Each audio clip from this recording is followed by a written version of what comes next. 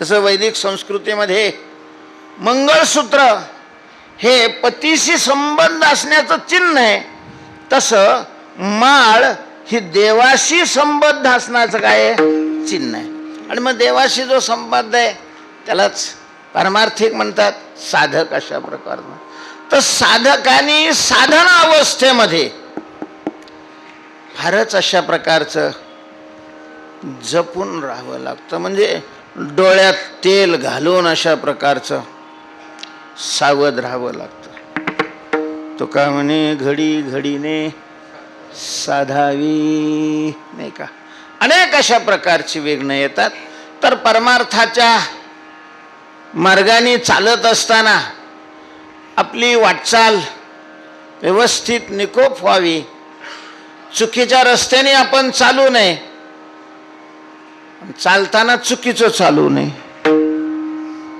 बऱ्याच वेळेला माणसं मार्गच चुकीचा धरतात आणि बऱ्याच वेळेला मार्ग योग्य असला तरी त्याच्यात चुका करतात. नित्य सुखाची प्राप्ती, अखंड सुखाची प्राप्ती, अद्वय सुखाची प्राप्ती, निरामय सुखाची प्राप्तीचं साधन म्हणजे परमार्थ आहे.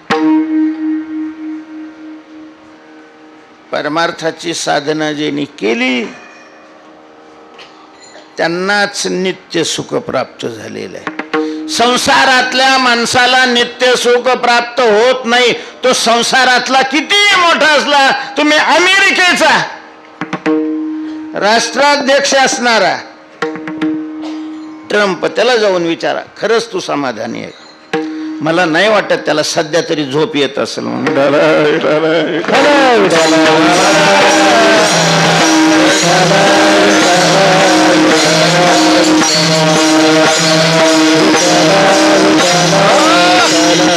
अरे आमचा वारकरी रस्त्याने एक तंबू ठोकला आणि एकदा पडला त्याच्यात की 4 वाजताच उठतो. तुम्हाला वाटतं त्यांनी लय गबुळ ढुंगणा खाली घेतलेलं आहे त्यांना अशी झोप येईल?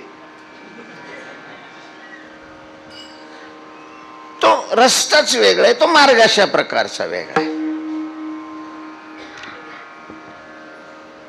परमार्थामध्ये नित्य सुखाची प्राप्ती होत असते आणि त्या नित्य सुखाच्या प्राप्ती करता साधना करत असताना ज्या गोष्टीची आवश्यकता आहे त्या तुकोबारायांनी मागितलेल्या आहेत आणि ज्या गोष्टी नको आहेत त्या भगवंतानी आपल्यापासून दूर कराव्या.